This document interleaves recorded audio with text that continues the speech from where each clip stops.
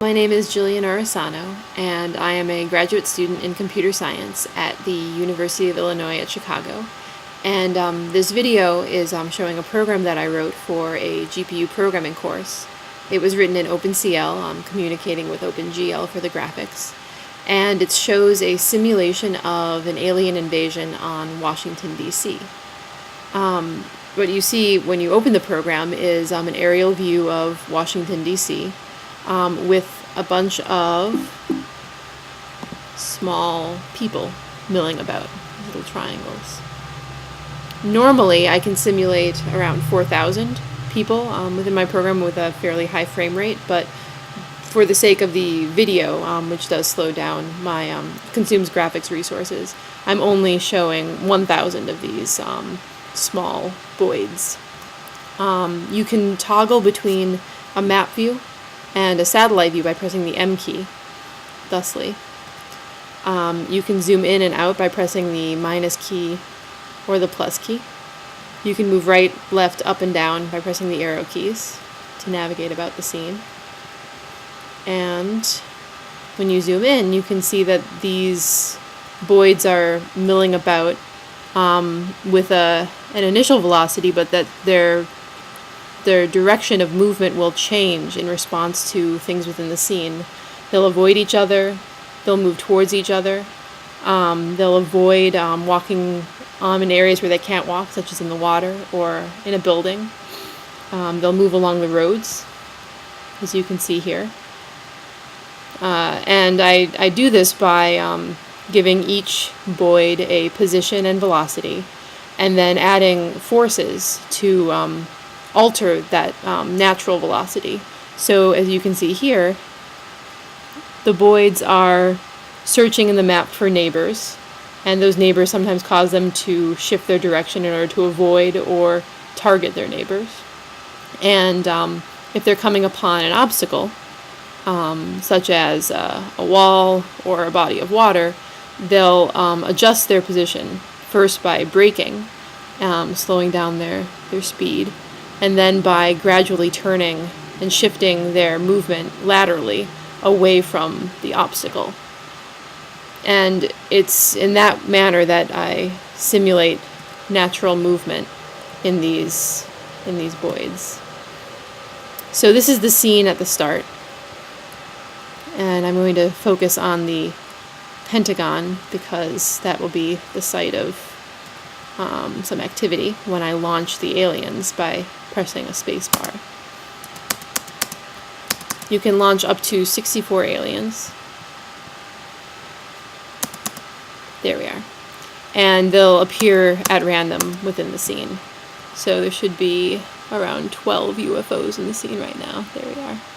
And as soon as word gets out that there are aliens descending on DC, there's a response, and you see these green voids. They're tanks moving through the streets, and that little purple void right there is a human being that was just run over by the tanks. The military is quite determined to get to these alien invaders no matter the human cost.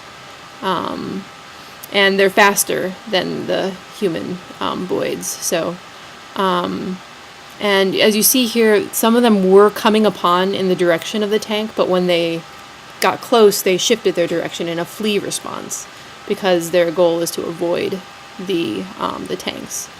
When the tanks leave the Pentagon, they have a target in mind, one of the UFOs, and that can shift if a UFO gets close.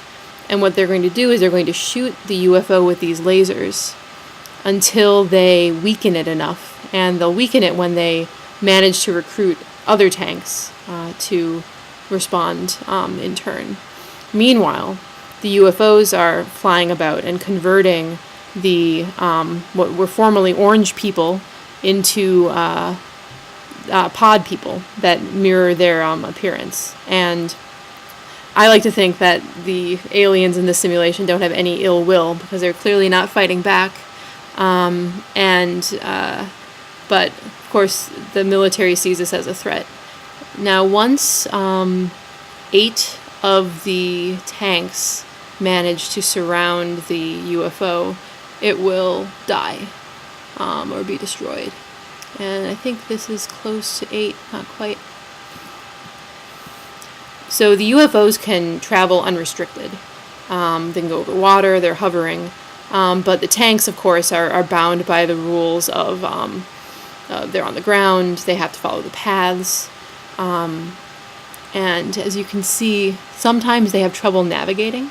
Mostly I have a target for them in mind, and they often will find the shortest way to the target, but occasionally they have trouble.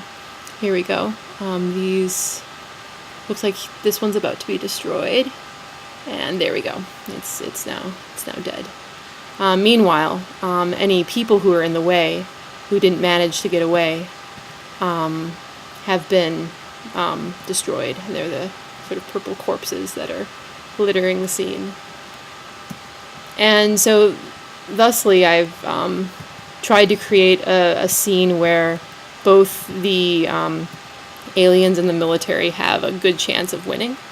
The aliens would win by converting as many people as possible to pod people. But the people, of course, don't realize that the aliens don't really mean any harm by it. And so they're fleeing, as you can see here. If they detect that there is a UFO nearby, they're going to accelerate and move away in the opposite direction, if possible. But if they go underneath the alien ship, they become a pod person. This is a good example of the flee response. Meanwhile, the UFOs are targeting groups of people. They're ignoring the other pod people and focusing on unconverted people. And they're targeting the average of their position. So if you let this play out, the military very often wins if they don't get lost. They have trouble navigating. So that's my simulation.